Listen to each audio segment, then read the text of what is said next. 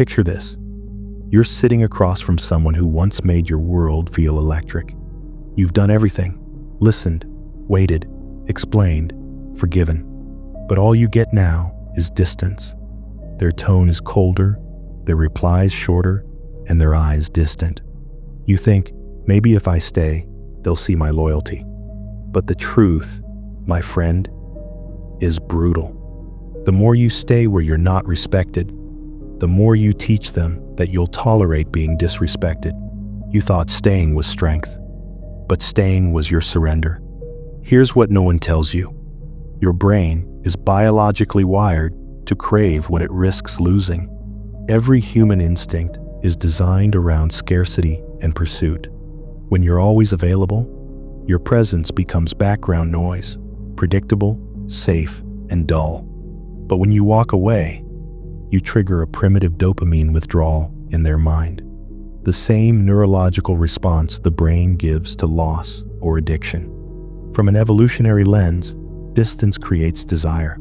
It's the biological imperative that makes people chase what they think they might lose. Walking away isn't manipulation. It's simply restoring the law of value. Psychologically, walking away does one thing. It flips the dynamic. When you chase, you signal need. When you walk, you signal worth. The brain interprets detachment as emotional power, because calmness under pressure communicates status, control, direction. Your prefrontal cortex, the part of your brain responsible for rational thinking, finally overrides the amygdala, the emotional panic that screams, "Don't lose them." And that's when it happens. The balance shifts. You stop needing validation. You become the validator. That's emotional sovereignty. The moment you stop begging for peace and start embodying it, you know it's time to walk away when you're explaining your worth to someone who already knows it.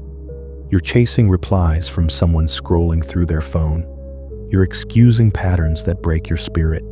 You're negotiating for bare minimum respect. Case study 1. A man texts her every day, trying to fix the silence, but every message makes her colder, because he's teaching her that his attention is cheap. Case study 2. Another man pulls away quietly. He doesn't announce his exit, he just leaves. 2 weeks later, she reaches out, confused and curious. Why? Because scarcity reactivated her curiosity. Walking away forces the other person to confront the emotional economy of your value. Modern society has poisoned the word detachment. They tell you to chase endlessly, that true love is about never giving up. But that's not love. That's emotional slavery disguised as romance. Movies taught you persistence. Social media glorified desperation disguised as devotion. You were programmed to prove your worth by staying.